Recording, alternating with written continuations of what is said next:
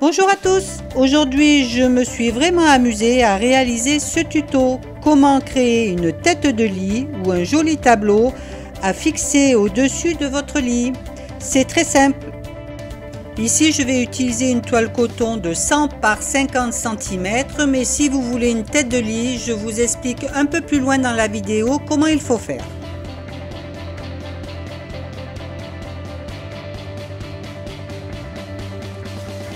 Pour cette réalisation, j'ai choisi de prendre des acryliques de la marque Bosner et du Floetrol de la marque Ovatrol.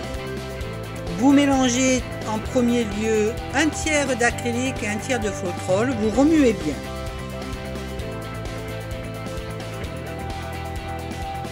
Il faut ensuite fluidifier vos peintures avec de l'eau, plus ou moins un tiers suivant l'opacité de vos peintures. Je mélange d'abord donc un tiers d'acrylique et un tiers de Floetrol. Je remue, je mélange bien et je rajoute plus ou moins un tiers d'eau. Voilà, on est prêt. Donc je vous rappelle que mes préparations ont été préparées avec des acryliques de chez Bosner opaques et transparentes et du Floetrol de la marque Ovatrol. Ma toile fait 100 par 50 cm. Au préalable, je l'ai préparée, c'est-à-dire que j'ai recouvert l'arrière de ma toile de scotch de masquage pour éviter de trop salir, et ma toile est surélevée avec des petits gobelets pour éviter que le dessous ne se salisse. J'ai bien tendu ma toile et maintenant je peux appliquer mes acryliques. Mes acryliques ont un peu reposé pendant que je préparais ma toile. Je vérifie mes mélanges, je vérifie mes fluidités et je peux maintenant appliquer.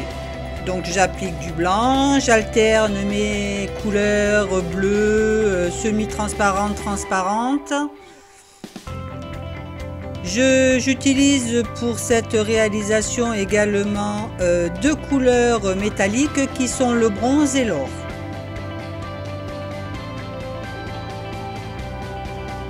N'hésitez pas à recouvrir la toile, mettez-en vraiment de partout.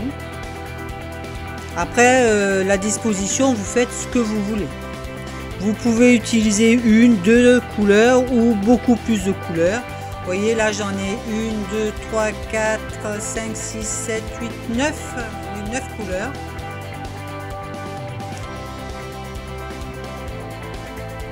Donc quand vous jugez qu'il y a assez de peinture pour recouvrir la toile, vous positionnez votre sèche-cheveux position froid.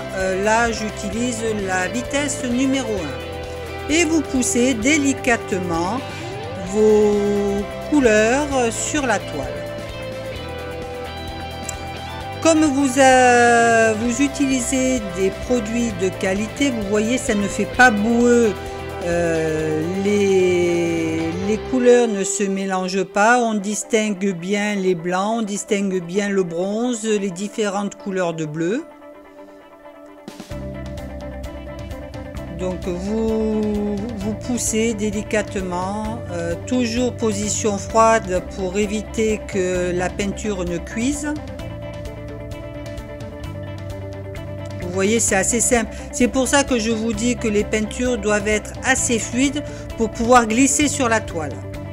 Vous avez remarqué que je n'ai pas appliqué de coussin, c'est-à-dire de couche préalable avant l'application de mes couleurs.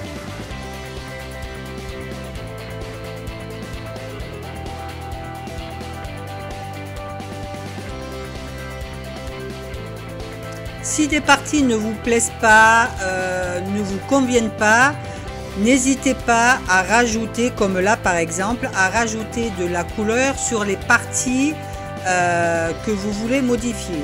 Tant que la peinture n'est pas sèche, vous pouvez faire ce que vous voulez.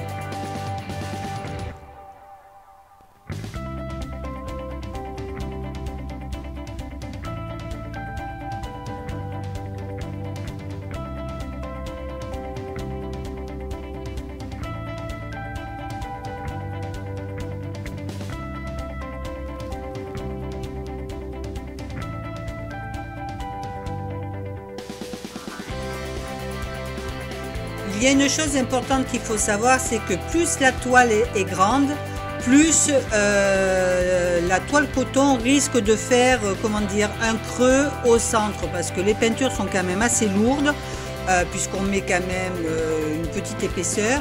Donc il faut vraiment que vous poussiez au maximum vos peintures à l'extérieur pour éviter d'avoir une différence d'épaisseur entre les bords de la toile et le centre de la toile. Pensez également à bien appliquer la peinture sur le retour de la toile, c'est-à-dire sur les rebords et l'épaisseur de la toile. Il est important aussi de pouvoir faire le tour complet de la toile, c'est plus facile pour travailler.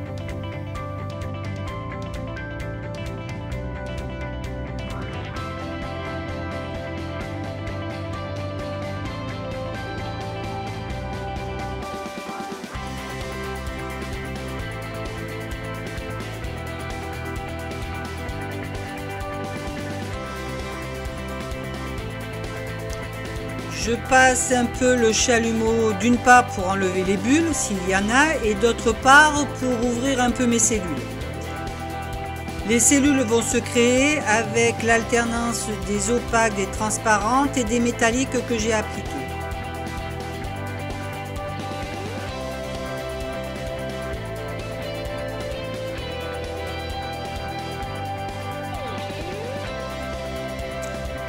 Là, je continue, j'ai un peu trop d'épaisseur au centre comme je vous l'ai expliqué, donc je continue de pousser un peu mes mélanges, mes couleurs.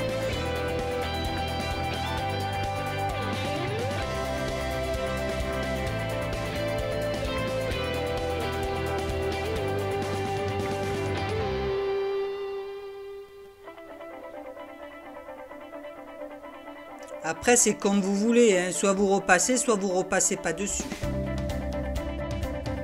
Là, j'ai donc créé une réalisation sur une toile coton de 100 par 50 cm. Mais comme je vous l'expliquais au début du tuto, vous pouvez faire exactement la même réalisation pour créer une tête de lit. Pour cela, il vous suffit de prendre un contreplaqué marine, donc un support bois, d'environ 160 par 70 cm, d'appliquer au préalable 2 couches de gesso.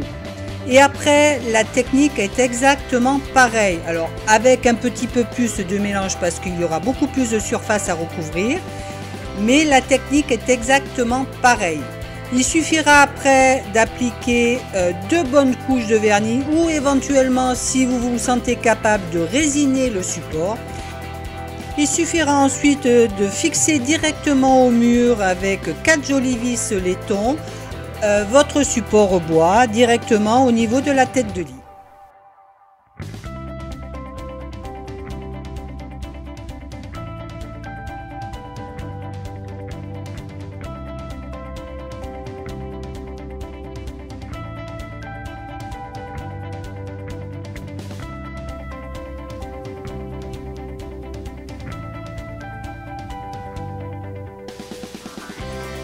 Bon, je pense que c'est pas mal là, donc je vais m'arrêter là et je vais vous faire voir le résultat final.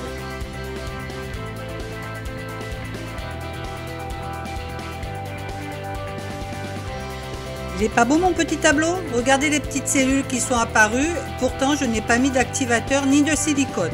C'est juste l'alternance des opaques, des transparentes et des métalliques. Avec le Floetrol, ma toile aura un aspect tendu, il n'y aura ni fissure ni craquelure. Et voilà, j'espère que ce tuto vous aura plu. Si vous avez des questions, n'hésitez pas à les poser dans les commentaires.